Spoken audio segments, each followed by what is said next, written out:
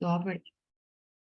बिस्मिल्लाहिर्रहमानिर्रहीम। रब्बिश्रह ली सदरी व यस्सिर ली अमरी वहलुल उक़दतम मिन लिसानी यफ़क़हू क़ौली।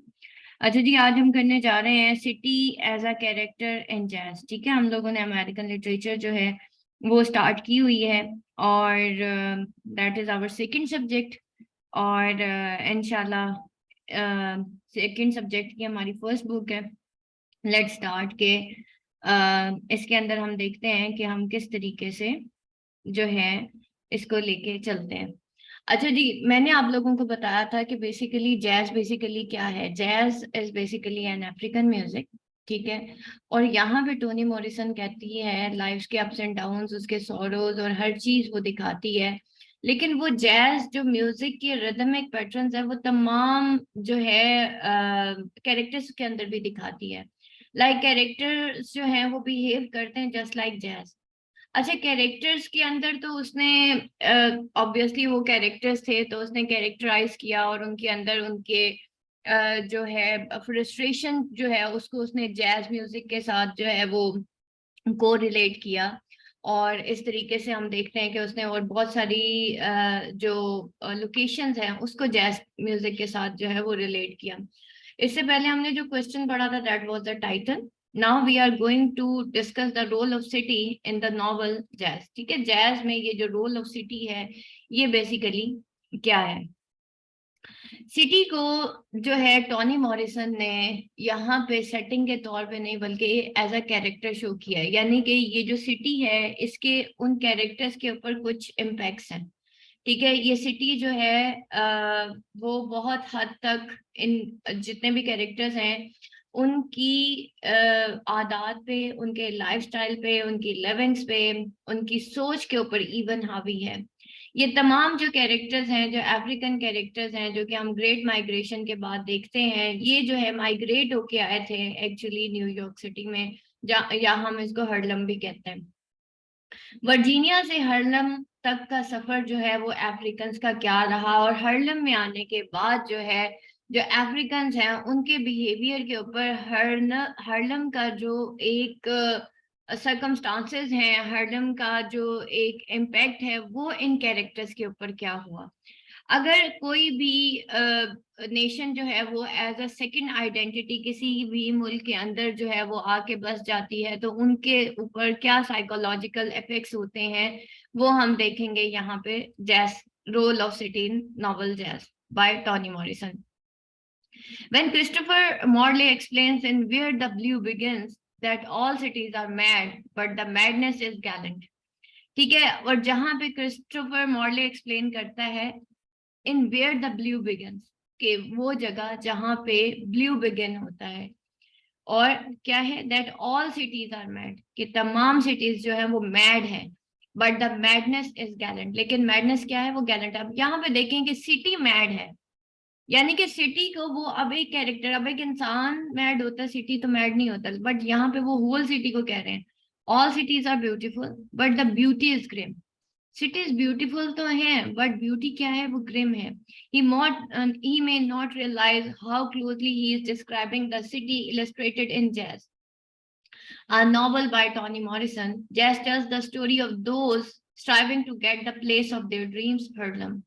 ठीक है, उन लोगों की वो कहानी सुनाता है, जैज की सुनाती है टॉनी मॉरिसन जैज में, जो कि स्ट्राइव करते हैं कि वो अपनी ड्रीम वर्ल्ड में जा सके, अपनी ड्रीम लैंड में जा सके। बेसिकली ये वर्जीनिया से हर्लम क्यों आते हैं अफ्रीकन, अपनी ड्रीम वर्ल्ड हासिल करने के लिए, और उसको वो हार्लम कहते हैं। And how in the face of harsh reality they must construct false hope for that eventually destroy their lives and the lives of those around them.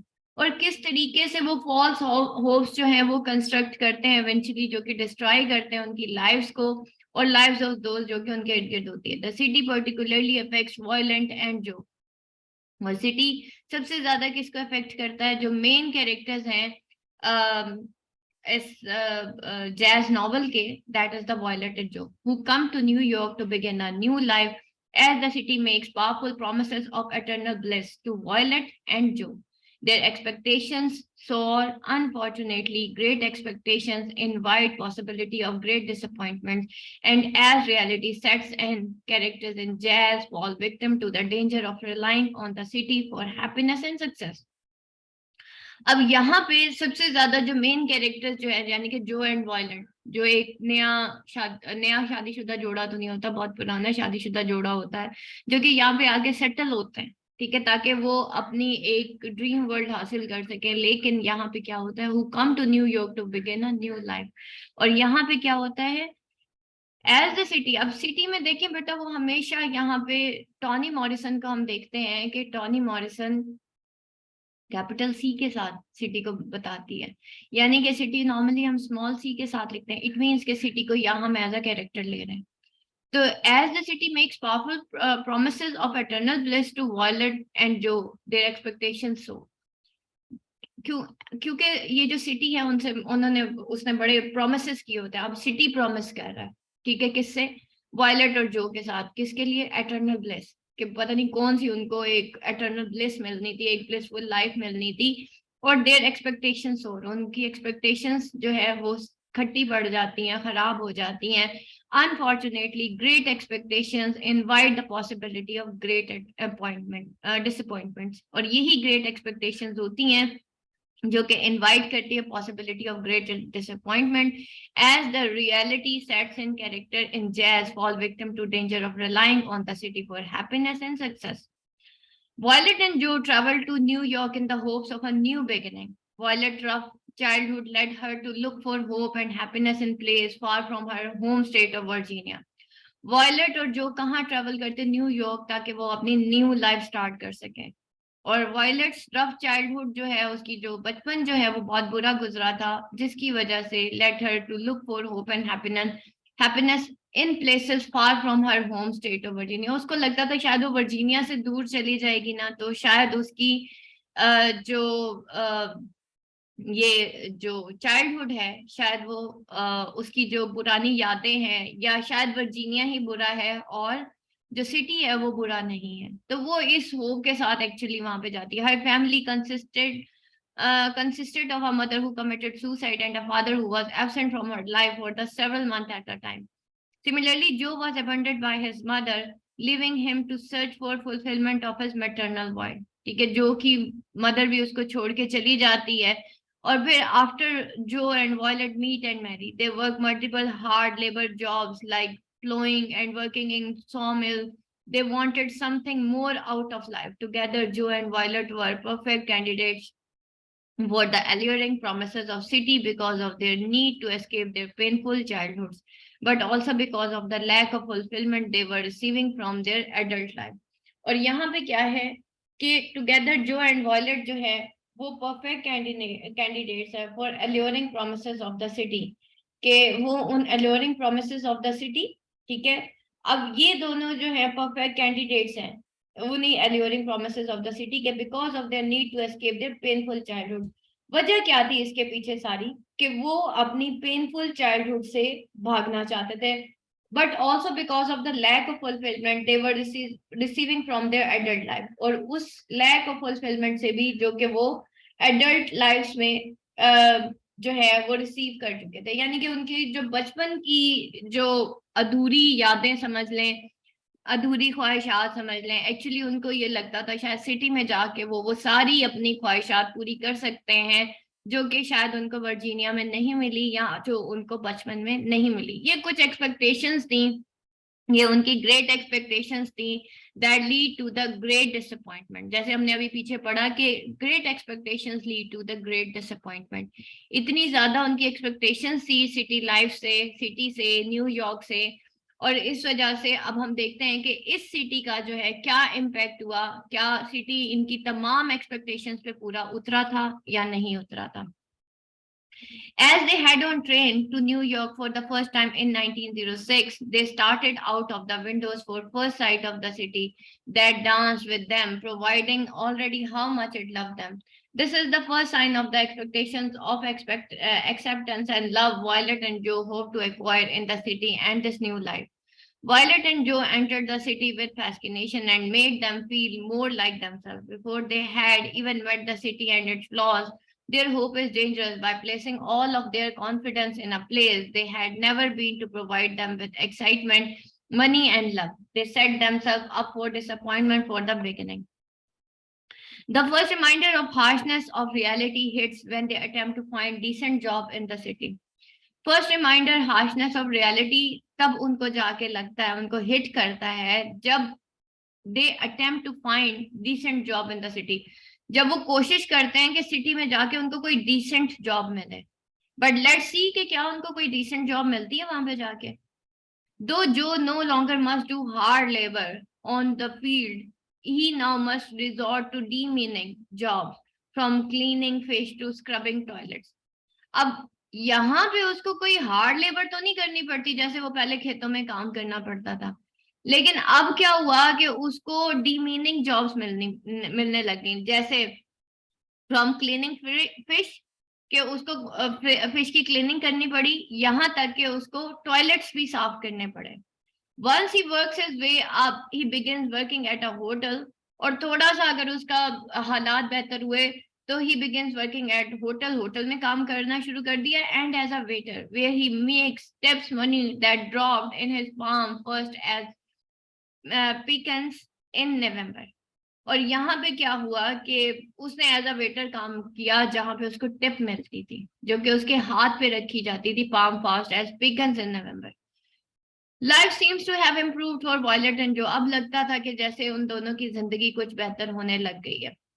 And when they move to Lenox they live in home far larger than necessary for two people. They feel they are living a castle, they have overcome first challenges of city. उनको ऐसे लगने लगा जैसे वो किसी castle में आके रहने लग गए। ठीक है, they have overcome first challenges of the city and are living part of their dream until reality strikes again.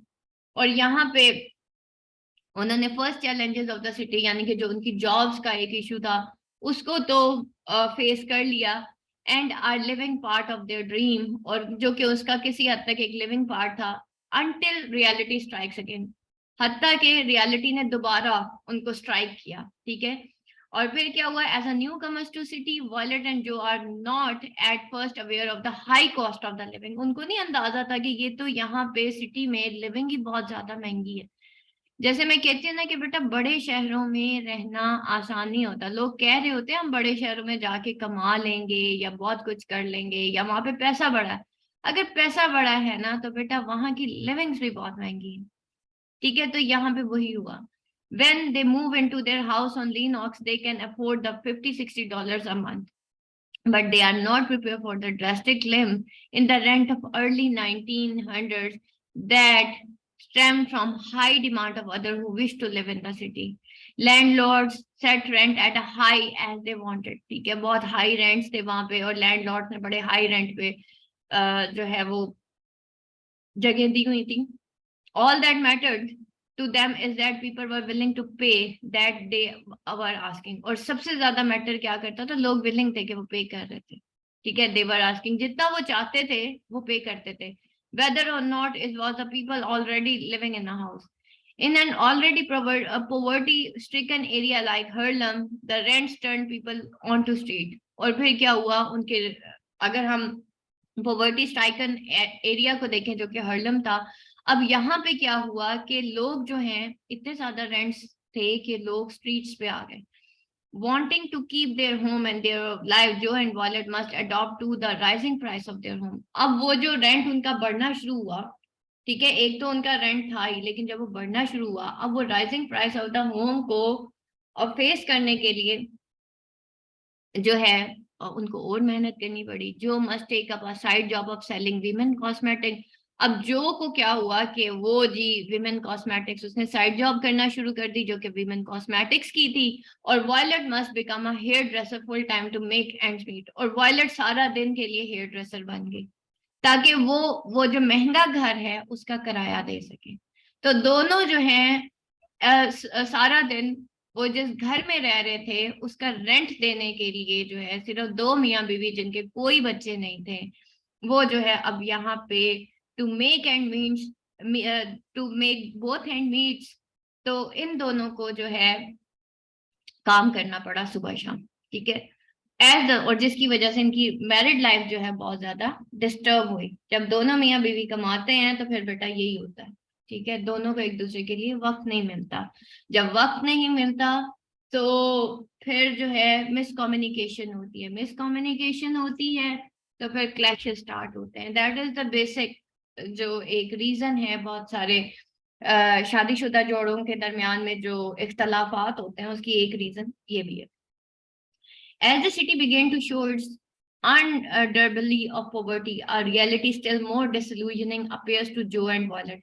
In the early 1900, the United States was segregated by race. ठीक है, अब अर्ली 90s में देखें तो United state जो है वो segregate bye race, यानी कि रेसिज्म इतनी ज्यादा हो गई कि सेग्रीगेट का मतलब होता है दो हिस्सों में तकसीम हो जाना, ठीक है, और किसमें रेस, यानी कि काले और गोरों की बेस पे वो सेग्रीगेट हो गई race. Thus, the wave of black people running from want and violence crested in 1870s and 80s and 90s, but was a steady stream in 1906 when Joe and Violet joined it. और ये जो wave of black people जो थी, जो कि running from want and violence, वो क्या हुई, crested in 1870s, ठीक है, सामने आई, crest हुई in 1870s, और 80s 90s में क्या हुआ, but was a steady stream in 1906 जबकि जो और वॉयलेट ने ज्वाइन किया इसको। Though the north was more welcoming than south, north ज्यादा वेलकमिंग था than south, it was still filled with prejudices and racism, neither of which Jo और Violet are prepared to face. Coming to the city, Violet and Jo expect everyone. अब ये क्या था, north से actually south में आए थे, ठीक है, साउथ जैसे हम कहते हैं ना कि उनको साउथ वाली न्यूयॉर्क के साउथ पे जो है एक प्लेस दे दी गई थी कि जी इन्होंने यहीं पे रहना, ठीक है। तो अब ये आए थे नॉर्थ टू साउथ, अब वो कहते हैं कि नॉर्थ ज्यादा बेहतर था, ठीक है। Much to their surprise even renting a home proves difficult because the light skin renters try to keep them out of their complexes, ठीक है। अब वो जो है लाइट स्किन रेंटर्स किसे कहा जा रहा है, गोरों को कहा जा रहा है, ठीक है। अब यहाँ से बेटा racism, theme of racism show हो रही है कि वो किस तरीके से उनको लाइट स्किन रेंटर्स कहा करते थे, और जो कि उनको अपने keep out of their complexes, जो कि उनके कॉम्प्लेक्सेस से दूर भागते थे। In the meanwhile white privilege become particularly obvious when the stores doubled the price of uptown beef and white folks meat stay the same. However, these felicitations are not nearly the worst of their experience with racism in the city. In fact, the dangers of being black become more personal than they ever expected them to be. और in fact, ये जो dangers थे of being black, वो और भी ज़्यादा personal हो गए than they ever expected to be. कि इससे भी ज़्यादा expect किया जाता। Being a black woman in New York was especially difficult and frightening at a time in ways any man black और व्हाइट में नेवर हैव टू एक्सपीरियंस, ठीक है। एक काला होना, काली औरत होना इन न्यूयॉर्क में स्पेशली बहुत ज्यादा डिफिकल्ट था, फ्राइटनिंग था at times in ways any man black और व्हाइट में नेवर हैव टू एक्सपीरियंस, शायद उन्होंने कभी इस तरह से एक्सपीरियंस किया ही नहीं। In part of a city that once promised freedom, और in parts of a city जिसने, यही सिटी जिसने कि एक प्रॉमिस किया था फ्रीडम का, ठीक है। बेसिकली हम वेस्ट को क्यों इतना आइडियलाइज करते हैं, हमें लगता है कि वो हमें अच्छी जॉब्स दे देंगे, वहां पे फ्रीडम होगी, वहां प्रेजुडिसेस होंगे, वहां पे जस्टिस होगा, जो कि मेरे मुल्क में नहीं है, मेरे इलाके में नहीं है। हम जो नॉन वाइट्स है ना, actually that is the inferiority complex. We have lots of जैसे कहना चाहिए ना, हमारी इतनी ज्यादा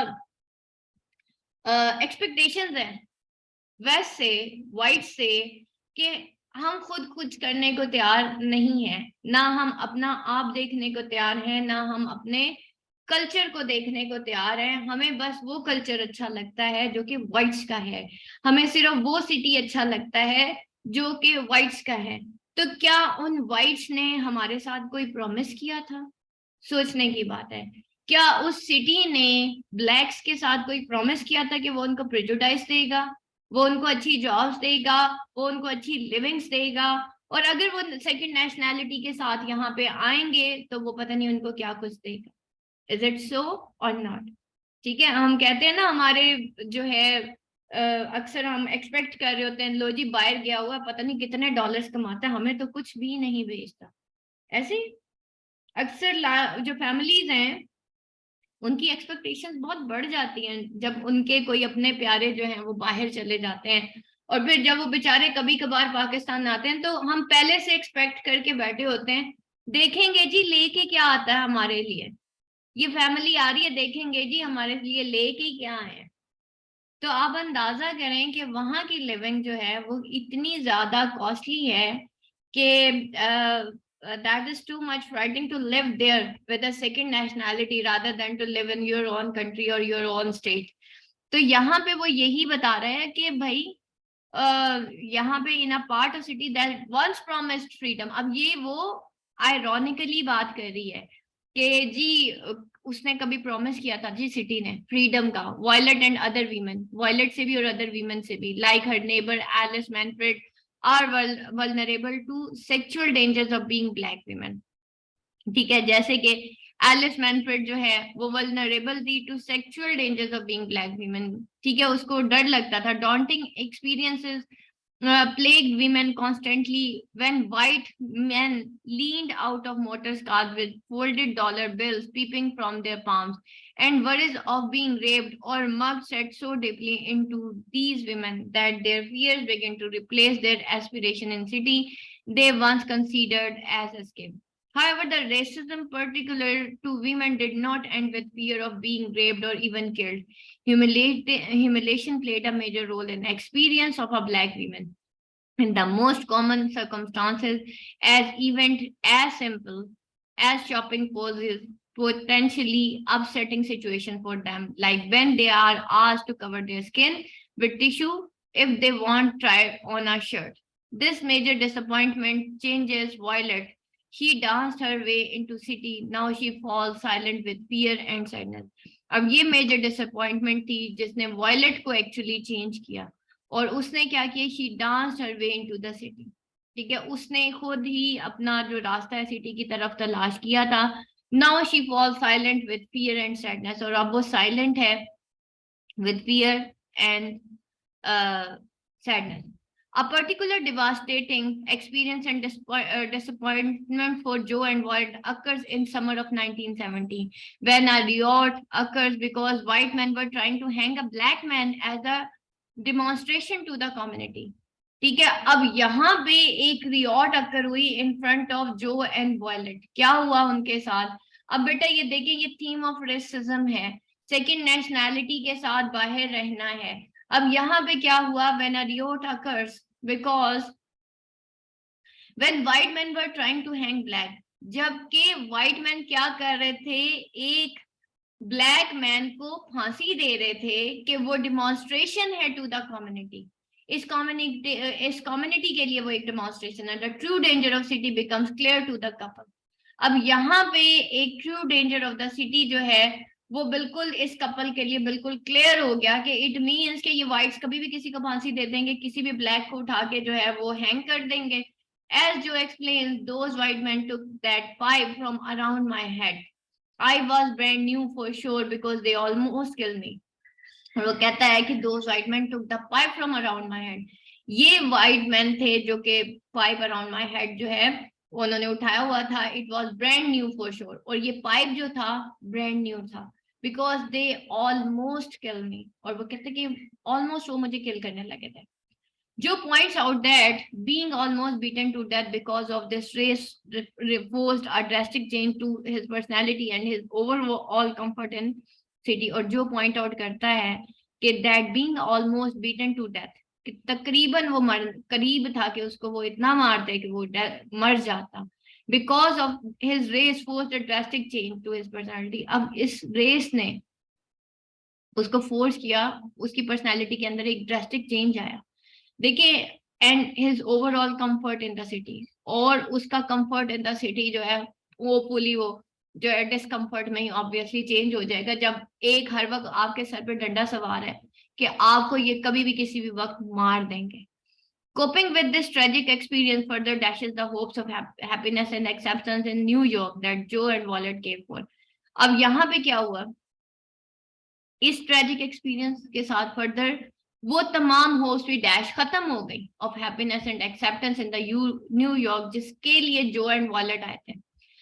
There was a city's love they had been awaiting and expecting. Now they were being blocked as a race rather than as a human. और यहाँ पे जो के where was the city's love, जहाँ पे वो कहते हैं अब कहाँ है वो उस सिटी की मोहब्बत जिसके लिए वो वेट कर रहे थे. ठीक है, और अब एंड एक्सपेक्टिंग नाउ कि उनको यहाँ पे ब्लॉक कर दिया जाएगा एज अ रेस, कि शायद वो एज अ रेस काले हैं rather than as a human की बजाय उनको एज अ रेस जो है वो ब्लॉक कर दिया जाएगा.